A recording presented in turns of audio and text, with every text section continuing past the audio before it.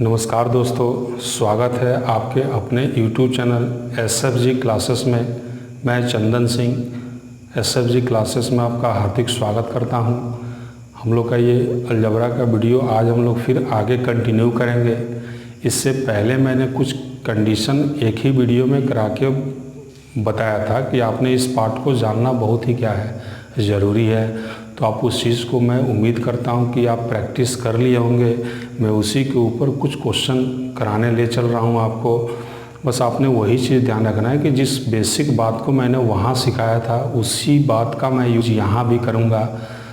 तो मैं उम्मीद करता हूँ कि आपने वो वीडियो को अच्छे से देख के कंप्लीट किया होगा। मैं आगे की ओर चलता हूँ। अगर कोई भी बच्चा अगर इस वीडियो को देख रहा है तो उससे पहले मेरा रिक्वेस्ट होगा कि आप उससे पहले वाले वीडियो को ज़रूर देखिए। कंप्लीट कॉन्सेप्ट के बारे में मैंने आपसे क्या किया था, उस वीडियो में बात किया था। तो मैं थोड़ी बहुत आपको मोटी मोटी ये बात बता देना चाहता हूँ कि उस पार्ट में मैंने क्या क्या यूज़ किया था। मौखिक रूप से ही मैं इस चीज़ को समझाता हूँ। जैसे मैंने इससे पहले वाले वीडियो में AQ + BQ + CQ -3 ABC का एक स्टैंडर्ड रिजल्ट लिखाया था। उसी रिजल्ट को मैं कई तरीक़ा से तोड़ के और लिखना जानता हूँ और मैं उस चीज़ को अगर जानता तो पेपर में आसानी से सवाल को मैं कर पाता। अगर नहीं जानता हूँ, अगर केवल मैंने वही एक स्टैंडर्ड रिजल्ट को ही पकड़ के बैठा है तो आज के डेट में सवाल वहाँ से न होके उसी से थोड़ा सा क्या किया आता है, लेवल बढ़ा के किया आता है। और मैंने हर तरीक़ा का लेवल का बात आपसे उस वीडियो में किया हुआ है या फिर उस कंडीशन को मैंने समझाया था। तो मैं मोटी मोटी बात ही आपको बता देता हूँ। पहला जो मेरा बेसिक जो फॉर्मूला था AQ + BQ + CQ -3 ABC = A + B + C × A² + B² + C² -AB -BC -CA था। ये स्टैंडर्ड रिजल्ट होता है। मैं इसी पार्ट को तोड़ के मैं दूसरे फॉर्म में लिखना चाहता तो मैं इसको आसानी से बोल सकता हूँ A + B + C 1/2 × A - B² + B - C² + C - A का होल स्क्वायर। और मैं इसको और एक फॉर्म में लिखना चाहता तो मैं इसको आसानी से लिखता A + B + C × 3D²। D का मतलब कॉमन डिफरेंस, यानी A + B + A B C का अगर वैल्यू गिवन हो तो अगर हम उस चीज़ों को अगर डिफरेंस इक्वल आ जाता है तो मैं उस पार्ट को बोलता हूँ अर्थमेटिक प्रोग्रेशन में सीरीज है और उसी के जगह पे मैं यूज़ करता हूँ 3D²। मैं इसको एक और पार्ट में अगर लिखना चाहता तो मैं इसको बोलता A + B + C × A + B + C का whole square -3 × AB + BC + CA। मैं इसको एक तरीक़ा से और तोड़ के लिखता A + B + C × A + B + C का whole square -3 ABC × 1/A + 1/B + 1/C। मतलब एक स्टैंडर्ड रिजल्ट को मैं कई तरीक़ा से लिखता हूँ और ये सारे तरीके जिस तरीक़े से मैंने आपको अभी सुनाया बोला तो इसी तरीक़ा से भी आपको ये क्या होना चाहिए, याद होना चाहिए। और इसी को मैं बेहतरीन तरीक़ा से इससे पहले वाले वीडियो में मैं बताया हूँ और मैं इसका लिंक आपको डिस्क्रिप्शन में दूंगा। आप वहाँ से उस चीज़ को देखिए, समझिए और उसका इम्प्लीमेंट करना आप सीखिए। या फिर आपके पास दूसरा तरीका है कि आप SFG चैनल को सर्च कीजिए, कहीं किसी के भी थ्रू जाके यूट्यूब पे आप SFG क्लासेस को ढूंढिए और वहाँ से भी चैनल को सब्सक्राइब कीजिए। और वहाँ से आप अगर सब्सक्राइब करते हैं तो आप प्लेलिस्ट में जाइए। प्लेलिस्ट में मैंने अलजबरा का वीडियो, अलजबरा आपको देखना है तो अलजबरा का टोटल देखिए। कुछ और भी पार्ट मैंने डाले हैं, यानी जो टॉपिक आपको पढ़ना उसी टॉपिक को आप खोलिए और कंप्लीट क्या कीजिए, पढ़िए। और मेरे हिसाब से अगर आप पढ़ते हैं तो उसका कम से कम आप नोट्स बनाइए ताकि आपको आगे चल के बार बार वीडियो को देखना न पड़े। और एक बार दो बार प्रैक्टिस कीजिएगा तो चीज़ें ये अपने आप क्या हो जाएगी, आसान हो जाएगी। मैं एक कंडीशन के बारे में बात कर रहा था जहाँ पे अगर इस तरीक़ा से कहीं भी हमको पता चलता है इफ़ A + B + C = 0 या A² + B² + C² -AB -BC -C equal to 0 है तो यहाँ से मैं 3 रिजल्ट बोल सकता हूँ। पहला a³ + b³ + c³ minus 3abc equal to 0, या बोल सकता हूँ a³ + b³ + c³ equal to 3abc, या मैं इसको बोल सकता हूँ a² / bc + b² / ca + c² / ab equal to 3। मैं इस पार्ट को यहाँ लिख के आपको इस बात को समझाता हूँ कि पहले से कुछ लिखा हुआ था, मैं इस चीज़ को मैं यहाँ से इस बात को बताता हूँ जो मैंने कंडीशन के बारे में, ये मोस्ट इम्पॉर्टेंट कंडीशन मैं बोल सकता हूँ। यहाँ से जो मेरे पास बात आती है जो कंडीशन के बारे में, कहीं भी आपको इस तरीक़ा से मिले इफ़ a + b + c = 0 हो, या ये गिवन हो, या इसके जगह पे ये भी दे देगा a² + b² + c² minus ab minus bc minus c equal to 0, तो मैं इसको आसानी से लिख सकता हूँ इतना बराबर 0 और इतना बराबर, इसके बराबर भी 0 मिल जाए या इसके बराबर भी क्या हो जाए 0 मिल जाए। तो यहाँ से मैं बोल सकता हूँ पहला result a³ + b³ + c³ minus 3abc equal to कितना होगा 0 होगा। जो दूसरा रिजल्ट है मैंने केवल इस पार्ट को इधर शिफ्ट करा देना है, तो मैं यहाँ से बोलूँगा a³ + b³ + c³ बराबर, ये चूँकि इधर माइनस था उधर जाके प्लस बनेगा 3abc। तीसरा बात जो होगा a² / bc + b² / ca + c² / ab equal to किसके बराबर होगा 3 के बराबर। और इसमें से ये तीनों कंडीशन आपका क्या है मस्ट है। अगर ये बात आप लिख रहे हैं इसका मतलब कंडीशन क्या गिवन होगा आपको, या तो इसके बराबर 0 दे के पूछा जाएगा या इसके बराबर 0 दे के पूछा जाएगा। ये दोनों कंडीशन के ऊपर ये 3 वैल्यू क्या करना आपने याद रखना है। तो उम्मीद है कि इस पार्ट को और इस पार्ट को मैं इससे पिछले वाले वीडियो में बता चुका हूँ।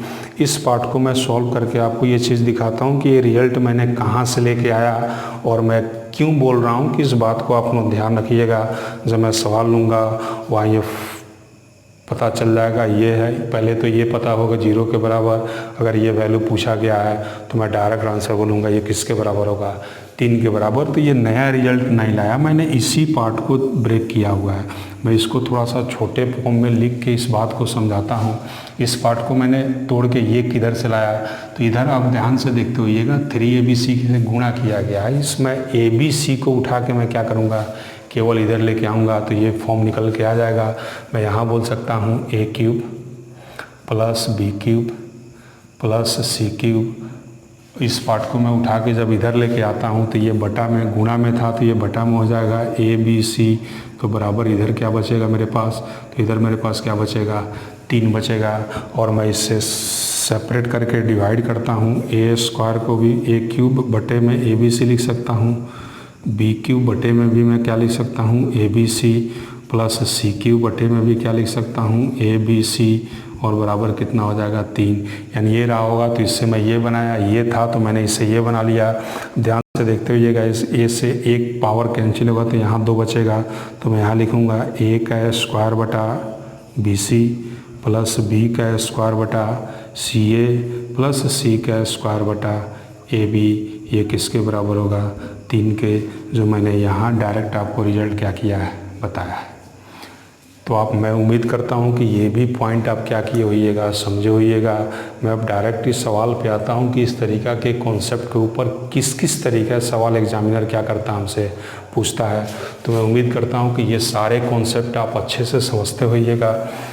मैं अब थोड़ा सा क्वेश्चन की ओर चलता हूँ। अब कंडीशन मैंने करा दिया, कॉन्सेप्ट मैंने करा दिया, और इसी पार्ट को मैं सवाल के ऊपर किस तरीक़ा से बैठाऊँगा यही चीज़ आपने क्या करना है अब समझना है। तो जो यहाँ से मैं पहला सवाल लेता हूँ इस बार जो मेरे पास पहला सवाल है, इफ़ a + b + c = 0 है, abc इक्वल टू मेरे पास 1 है, 1/a + 1/b + 1/c equal to मेरे पास कितना है, तो मैं एक बार देख लेता हूँ 2 है। तो आपने इस बार जो फाइंड करना है, find a³ + b³ plus c cube minus 3ab बराबर कितना, ये आपने क्या करना है, फाइंड करना है।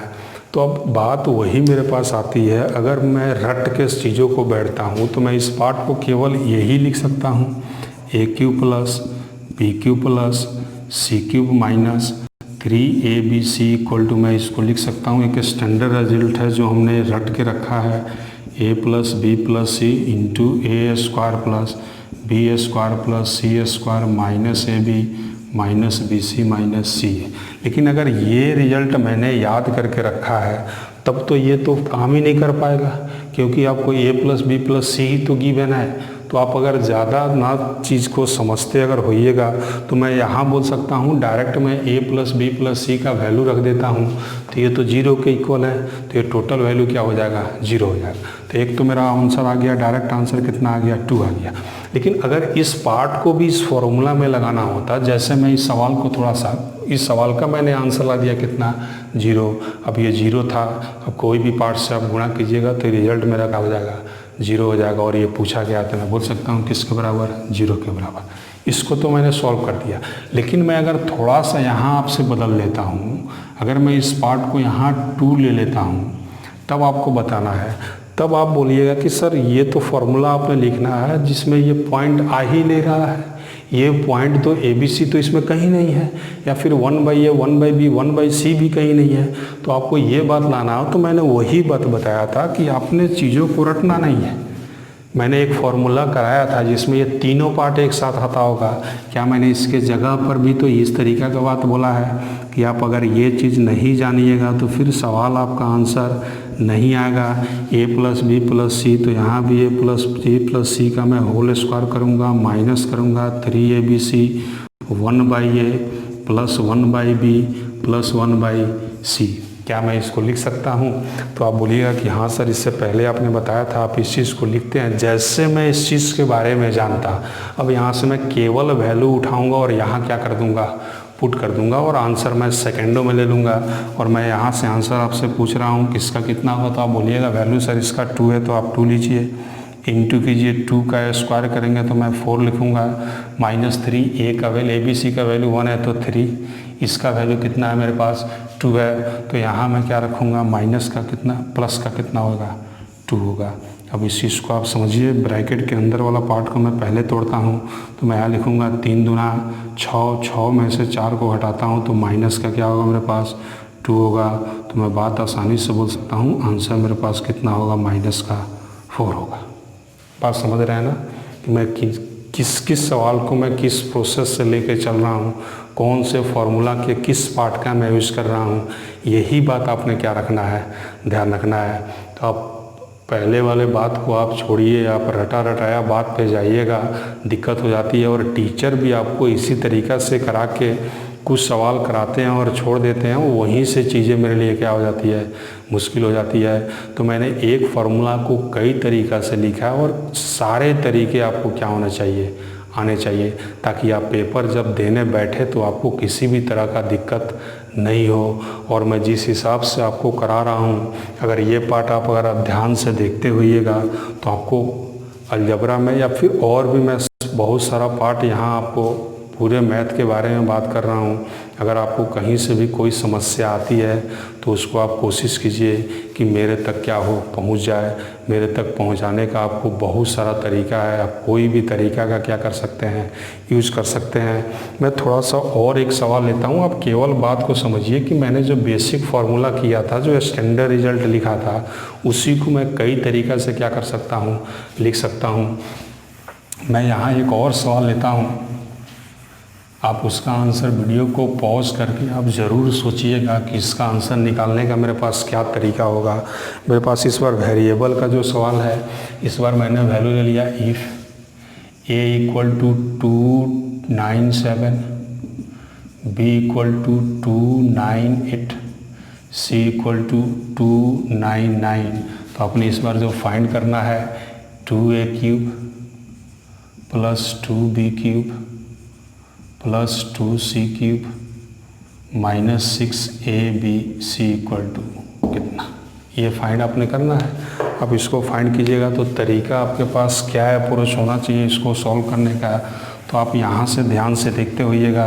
मैं उसी फॉर्मूला के बारे में बात कर रहा हूँ जो मैंने इससे पहले कराया था, या मैंने इस वीडियो को शुरू किया था तो कुछ मौखिक बात बताया था, वहाँ भी चीज़ों को अगर आप ध्यान से सुने होइएगा तो इसमें ये बात आता होगा। तो इसको सॉल्व करने का मेरे पास तरीका है। जो तेज़ लड़का होगा वो क्या करता होगा, वैल्यू पुट कर देगा। भाई वैल्यू पुट करके तो मैं आंसर निकाल ही सकता हूँ, लेकिन कौन करेगा 297 का क्यूब, 298 का क्यूब, 299 का क्यूब, और एक साथ अगर आप क्यूब निकालने में एक्सपर्ट हैं तो आप यहाँ आके दिक्कत हो जाएगा। एक बार 297 को 299 से 298 से क्या करना होगा, गुणा कराना होगा। तो आप ध्यान से अगर इस पार्ट को आप अगर देखते होइएगा तो मैं केवल यहाँ से 2 को कॉमन कर लेता हूँ इस तरीक़ा से 2 को। तो मैं यहाँ लिखूँगा a का क्यूब, b का क्यूब, c का क्यूब, और यहाँ 2 ले लिया है मैंने तो 3abc बचेगा, यही बचेगा ना। और जैसे मैं इसके बारे में अगर देखता हूँ तो दिमाग में यही बात आती है, क्या मैं यहाँ से अगर डिफरेंस निकालता हूँ कितने का, 1 का, यहाँ से डिफरेंस निकालता हूँ कितने का, 1 का, तो मैं इसके जगह पे डिफरेंस वाले फॉर्मूला का यूज़ करूँगा। तो मैं यहाँ से बोल दूँगा 2 × a + b + c इंटू में 3d²। क्या मैंने ये कराया है? इसी सब वेरिएबल के लिए आसान बनाने के लिए ये मैं बात बताता हूँ। और यहाँ से मैं बोलूँगा इस पार्ट को मैं अगर जोड़ता हूँ 300, 300, 600, 300, 900, 1, 2, 3 मैंने 3, 2, 5 यानी 6 मैंने ज़्यादा लिया है। 900 में से मैं 6 घटा लेता हूँ तो मेरे पास 200, 800 क्या हो जाएगा, 94, और गुणा कराऊंगा किससे, मैं 3d का वैल्यू यहाँ कितना है, 1 है, तो मैं 1 का स्क्वायर करता हूँ तो कितना, 1। मैं इसको अगर गुणा करा लेता हूँ तो 2 × 4 × 12, 27 है 1, 28, 24 हुआ 2 को 26 हुआ। मैं केवल 2 से गुणा करा लेता हूँ तो आंसर पे पहुँच जाऊँगा। 2 दूना 4, 8 दूना 16, 12 है 1, 13, 3, 4 है 1, 5, यानी जो मेरा सही आंसर होगा 53, 54 ही सवाल का सही क्या है, आंसर है। मैं थोड़ा सा और आप इस पार्ट को समझिए, मैंने बता दिया है। मैं एक और सवाल लेता हूँ इसी तरीक़ा का, और वहाँ से मैं आपसे सवाल का आंसर जानना चाहता हूँ कि आपके पास उसको सॉल्व करने का क्या अप्रोच है, क्या शॉर्ट मेथड है, मैं उसी के बारे में बात कर रहा हूँ। तो इस बार जो मैंने सवाल लिया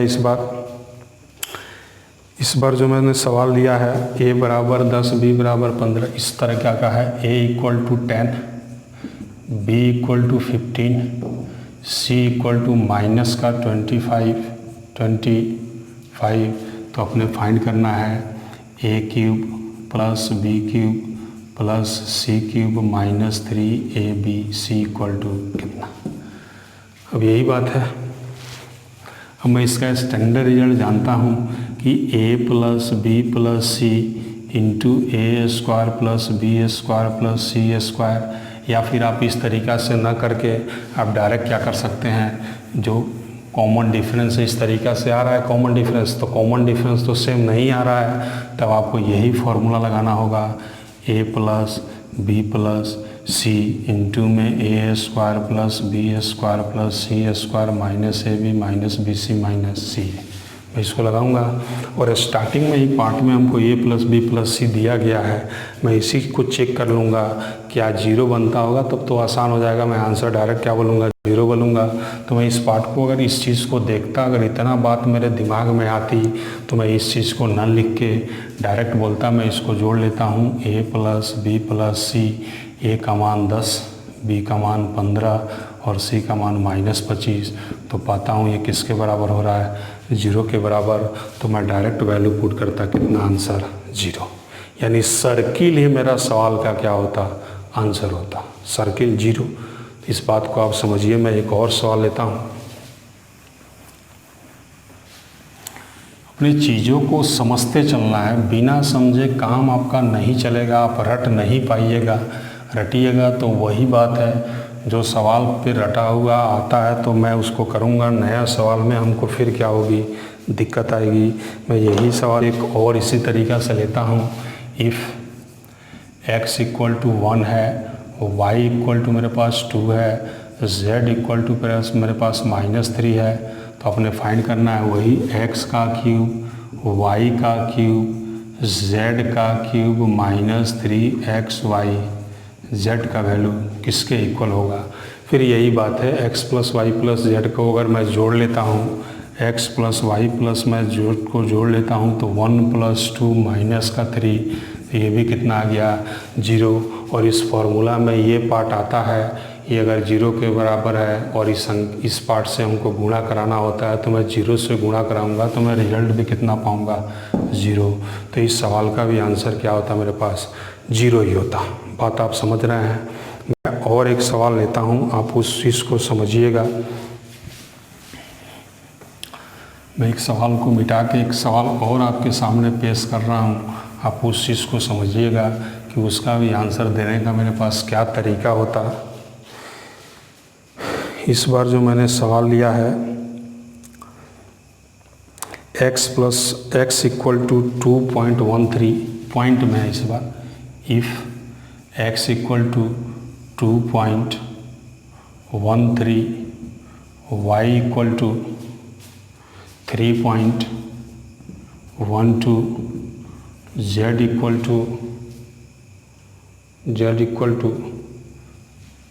z इक्वल टू मेरे पास है 5.25।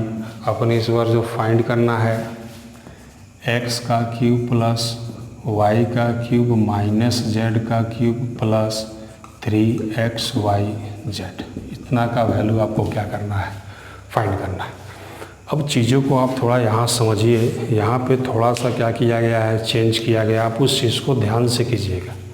मैं इसको लिखने का मैं जो पहले बेसिक फार्मूला लिख रहा हूँ, x का क्यूब प्लस y का क्यूब प्लस z का क्यूब माइनस 3xyz को मैं क्या लिखता हूँ, x plus y plus z into में x square plus y square plus z square minus x y minus y z minus z x, इस चीज़ को मैं इतना लिखता।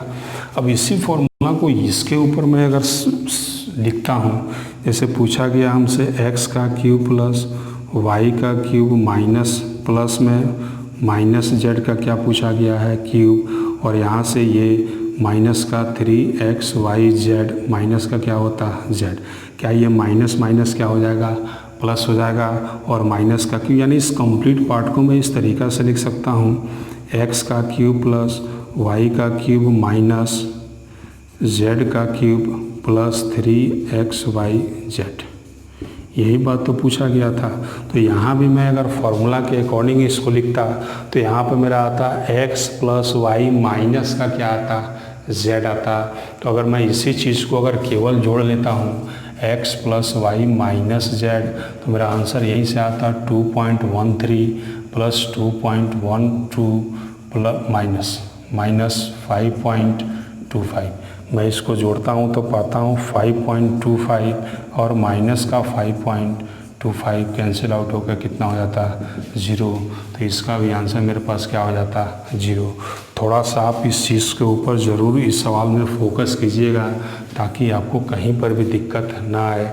यहाँ पे केवल फार्मूला वही था, एक पार्ट को माइनस लगा दिया गया था। तो फार्मूला में अगर माइनस नहीं होता तो मैं x plus y plus z यानी तीनों का सम तो करता, तीनों का सम को मैं करता, लेकिन इसमें एक पार्ट में माइनस आ गया है, इसलिए मैंने दो को जोड़ के यानी x प्लस वाई माइनस क्या कर दिया है जेड कर दिया, और तीनों को जोड़ने से मेरे रिजल्ट 0 बन रहा है। इसका मतलब कंप्लीट पार्ट किसके बराबर होगा 0 के बराबर होगा।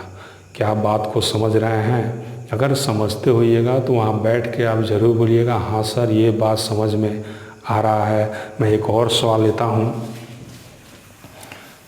इस वीडियो में हम लोग कंप्लीट क्या करेंगे, प्रैक्टिस करेंगे क्वेश्चन का, और इस पे ऊपर हम लोग क्या करेंगे, इस चीज़ को लगाना भी सीख रहे हैं कि कौन सा फॉर्मूला कहाँ आके अप्लाई हो रहा है, और चीज़ें वहीं से क्या हो जाती है आसान हो जाती है। तो मैं थोड़ा सा एक पार्ट और आपको इसमें एक और क्वेश्चन में ले रहा हूँ, आप उस चीज़ को ध्यान से देखिएगा। इस बार जो मेरा सवाल है, इफ़ a माइनस बी का whole cube plus b minus c का whole cube plus c minus a का होल क्यूब किसके बराबर है।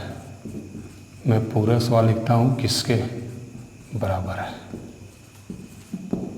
इस तरीक़े से। ऑप्शन आपको इस तरीक़े से दिया गया होगा, ऑप्शन आपको 3ABC के टर्म में दिया गया होगा, आपको बताना है। तो क्या मैं इसको देख के कोई फॉर्मूला लगा सकता हूँ? तो आप बोलिएगा सर AQ + BQ + CK का कोई फॉर्मूला नहीं होता है, लेकिन अगर मैं कंडीशन बना लेता हूँ तो AQ + BQ + CQ बराबर मैं बोल सकता हूँ 3ABC। तो कंडीशन बनाने के लिए आंसर 3ABC कब आता था? जहाँ पर A + B + C = क्या हो जाता था?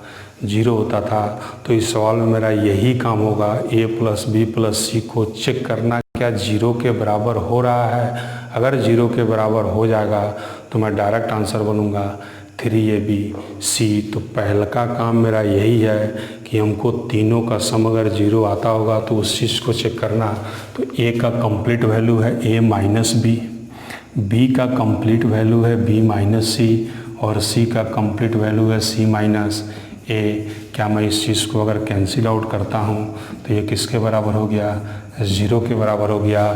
तो AQ + BQ + CQ बराबर मैं बोल सकता हूँ 3ABC। तो 3 तो रहेगा, A का जगह पर A - B है, B का जगह पे B - C है और C का जगह पे C - A है। तो इस सवाल का सही आंसर कितना होता? 3 × A - B, B - C × C - A। तो इस चीज़ को भी आप समझिएगा, मैंने डायरेक्ट वो कंडीशन के ऊपर ये सवाल क्या किया गया, आपसे पूछा गया है। तो मैं उम्मीद करता हूँ कि ये भी बात मैं आपको समझा पाया हूँगा। मैं एक और सवाल लेता हूँ इसी तरीक़े का, मैं मिटाता हूँ, एक और सवाल लेता हूँ इसी तरीके का। आप उस चीज़ को ऊपर ध्यान दीजिएगा। अब जो मेरा नेक्स्ट सवाल है इस बार इस तरीक़ा का दिया गया है, A + B - 2C का whole cube plus B + C - 2A का whole cube, C + A - 2B का होल क्यूब। आपको बताना है कि ये भी किसके बराबर होगा। तो ये आप बता सकते हैं किसके बराबर होगा। तो आप बोलिएगा कि सर AQ + BQ + CQ के बारे में तो हमको फॉर्मूला कोई पता नहीं है, लेकिन AQ + BQ + CQ के बराबर मैं 3ABC लिखता हूँ। लेकिन मैं 3ABC तब लिखता जब A + B + C कितना होता? 0 होता। तो मैं केवल यही बात यहाँ से चेक करूँगा कि A + B + C अगर 0 आता होगा तो इस पूरा टर्म के बराबर मैं लिखूँगा 3ABC। तो मैं इसको चेक करता हूँ, क्या A के जगह पे कंप्लीट वैल्यू है मेरे पास A + B - का 2C, B के जगह पे B + C - का 2A और C के जगह पे C + A - 2B। इस चीज़ को आप जोड़िए, B और B 2B से कैंसिल, A और यहाँ A से कैंसिल, और यहाँ पे C और यहाँ पे C 2C और माइनस का 2C ये भी यहाँ से क्या हो जाएगा? कैंसिल। यानी किसके बराबर हो गया? 0 के बराबर। तो मैं इसके बारे में डायरेक्ट बोल सकता हूँ ये किसके बराबर होगा? तो 3 मैं बोल सकता हूँ आंसर 3 × A, यानी A + B - 2C, B + C - 2C A और लास्ट में C, तो लास्ट में C B है, ये है तो C + A - 2B। मैं इसके आंसर में डायरेक्ट बोलता। ये केवल कंडीशन आपको अगर पता है तो आप चीज़ों को आसानी से क्या कर सकते हैं?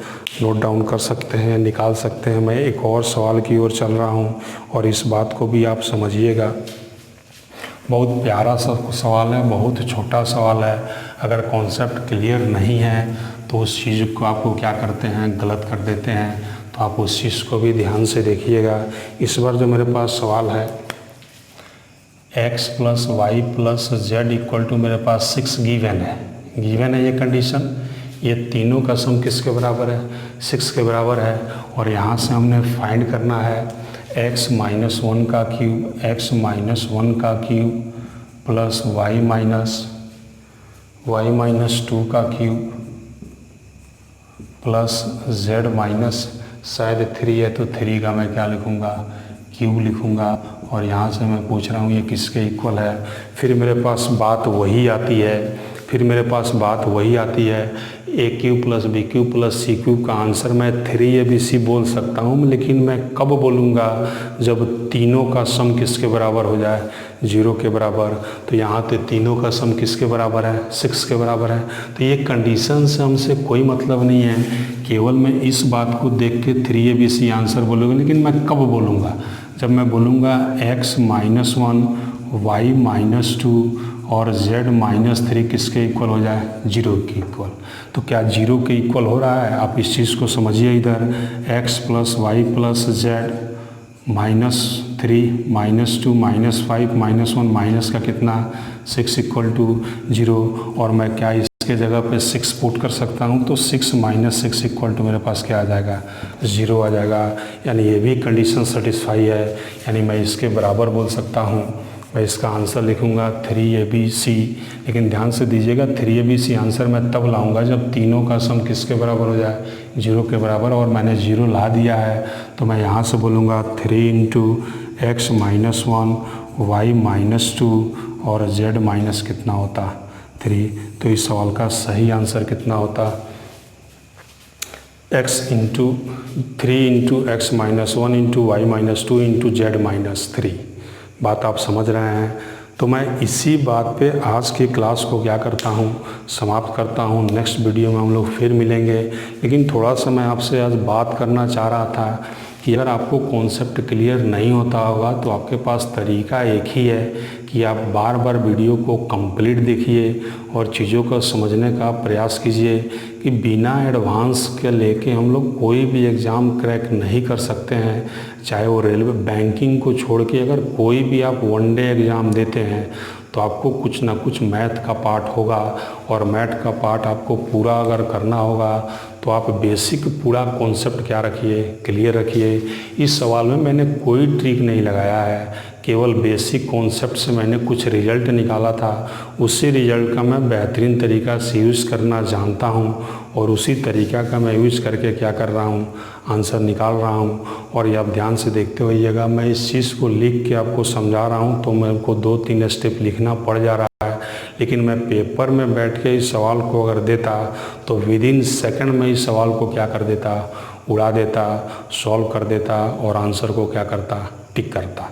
तो आप भी अगर इस तरीक़ा से करना चाहते हैं तो आप बार बार पूरा वीडियो देखिए, कंप्लीट एक नोट्स बनाइए, उस नोट्स के ऊपर आप काम कीजिए।